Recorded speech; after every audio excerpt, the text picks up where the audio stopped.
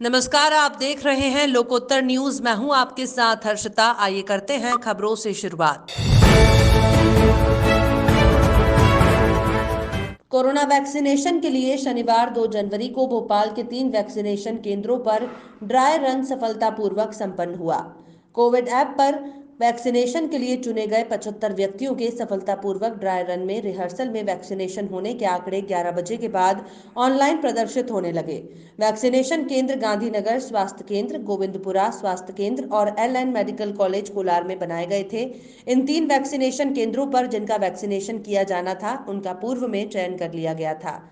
इसके साथ ही वैक्सीनेशन की तारीख, वैक्सीनेशन केंद्र और समय की जानकारी SMS द्वारा दी गई थी। चिकित्सा शिक्षा मंत्री विश्वास सारंग ने गोविंदपुरा स्वास्थ्य केंद्र स्थित वैक्सीनेशन केंद्र पहुंचकर ड्राई रन की प्रतिक्रिया का जायजा लिया। उन्होंने वैक्सीनेशन रिहर्सल के लिए पहुंचे व्यक्तियों और वैक्सीनेशन टीम के अधिकारियों कर्मचारियों से चर्चा की। ड्राई रन के सफलतापूर्वक संपन्न होने पर ACS स्वास्थ्य मोहम्मद सुलेमान ने ड्राई रन की समीक्षा की और ड्राई रन को संचालित करने वाले स्वास्थ्य विभाग के सभी अधिकारी कर्मचारियों को बधाई दी। अकोदिया शाजापुर पहुंचे प्रोटेम स्पीकर रामेश्वर शर्मा ने उज्जैन में श्री राम मंदिर निर्माण के लिए धर्म संग्रह करने निकले लोगों पर धर्म विशेष द्वारा की गई पत्थरबाजी के संबंध में मीडिया कर्मियों द्वारा पूछे गए सवाल पर अपनी प्रतिक्रिया देते हुए कहा कि उज्जैन और इंदौर में राम भक्तों पर की गई पत्थरबाजी की घटना निंदनीय और असहनीय है। शर्मा ने शासन और प्रशासन द्वारा घटना को अंजाम देने वालों के घरों को जमींदोज किए जाने के लिए बधाई दी। शर्मा ने कहा कि धार्मिक यात्राओं पर हमला करने वालों के विरुद्ध सख्ती से निपटा जाएगा। शर्मा ने कहा कि कांग्रेस कश्मीर के पत्थरबाजों का भी समर्थन करती थी, लेकिन अब वहां भी पत्थरबाजी बंद है और मध्य प्रदेश में भी इस तरह की घटनाओं को सख्ती से निपटा जाएगा। शर्मा ने कहा कि जिन धार्मिक स्थलों से बारातों, धार्मिक यात्राओं, रैलियों पर पत्थरबाजी की जाती है, ऐसे स्थलों का शासन द्वारा अधिग्रहण करने के कानून पर विचार किया जाना चाहिए। इसको लेकर आप क्या कहोगे? उनने जिन घटना कर्मियों को पैदा किया था, अब वो उनकी रक्षा के लिए जा रहे हैं। हमारा कहना है कि पत्थर चलाना बंद करो, प्यार के फूल फेंको, कोई किसी को न पकड़ेगा ना कोई किसी को ठोकेगा। अगर अब तो ये ध्यान रखिए, जुलूस हो, जलसे हो, धार्मिक त्योहार हो, बारात हो, बैंड बाजे बजाने का सबको अधिकार है। मंदिर हो, मस्जिद हो, खूब अजाने पढ़ो, किसी को कोई परेशानी नहीं, खूब आरती करो, खूब कोई परेशानी नहीं, लेकिन जुलूस जलसों पर पत्थर फेंकोगे तो इलाज पूरा होगा। और इसलिए आदमी को आदमी की हैसियत से रखो, मानवता में जानवर बनने की कोशिश मत करो। इसलिए कांग्रेसियों से भी हमारी प्रार्थना है कि पत्थरबाजों को ना तो तुम कश्मीर में पाल पाए, न मध्य प्रदेश में पाल पाओगे। आदमी भी पर अगर पत्थर फेंकेगा, आदमी के सर से खून निकलेगा तो खून की कीमत पत्थरबाजों से चुकाई जाएगी। और आगे ध्यान रखिए, आने वाले दिनों में और भी कानून पर हम लोग विचार कर सकते हैं, उस पर भी कि जिस मोहल्ले से, जिस मकान से पत्थर आते हैं, जिस धार्मिक स्थल से पत्थर आते हैं, सरकार उस स्थल को अधिग्रहण भी करे और उसको नेस्त नाबूद भी। प्रदेश के गृह मंत्री डॉक्टर नरोत्तम मिश्रा ने शनिवार को बग्गी खाने में सर्दी से बचाव के लिए गरीब महिलाओं को कंबल वितरित किए।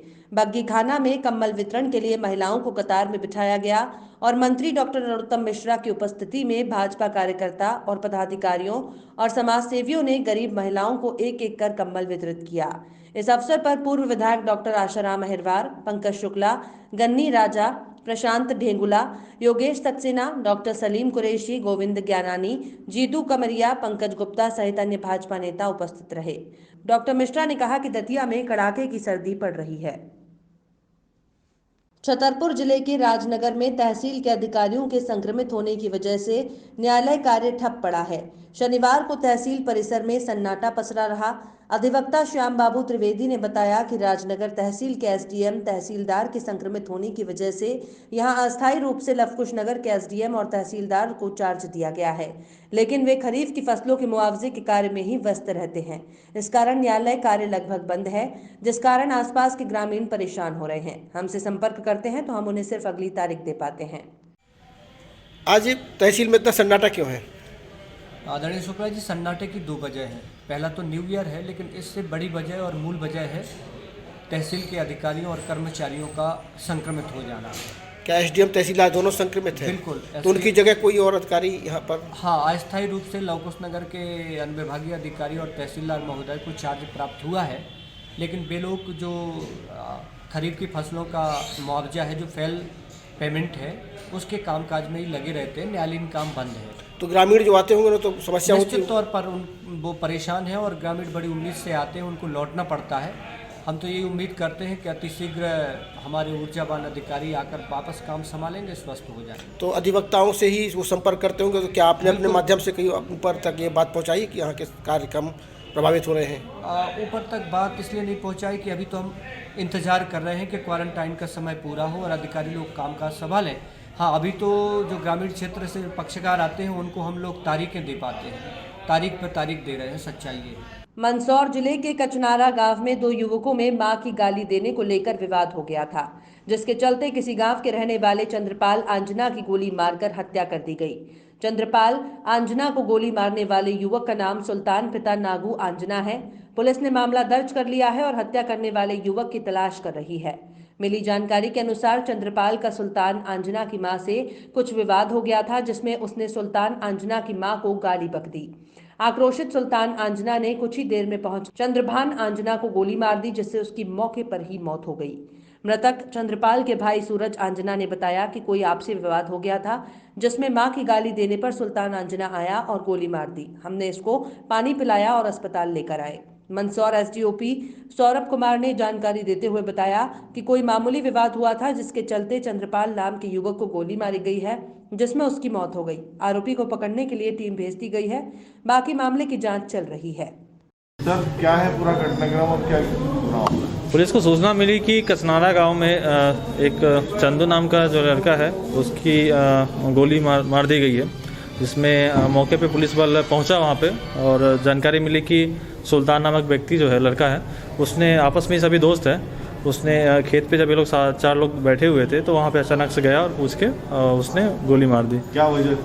अभी उसकी बात की जा रही है। जो प्रत्यक्षदर्शी बताएं कि ऐसा कोई बात नहीं है। वो आया और पूछा कि तुम ही हो, तुमने विवाद किया था। तो चंदू की ने जो है सुल्तान की मां के साथ शायद विवाद किया था। बाकी बाद में पता चल जाएगी पूछताछ में। गोली चलाई है सर इसमें? अभी तो एक गोली दिख रही है, अभी एक गोली दिख रही है। तो डेथ? हाँ, मृतक की जो है डेथ हो चुकी है। क्या अभी क्या निकल के आया सर कि किस कारण से गोली मारी गई है? अभी इसकी पता की जा रही है, पुलिस इसकी पूछताछ कर रही है। इसमें गिरफ्तारी?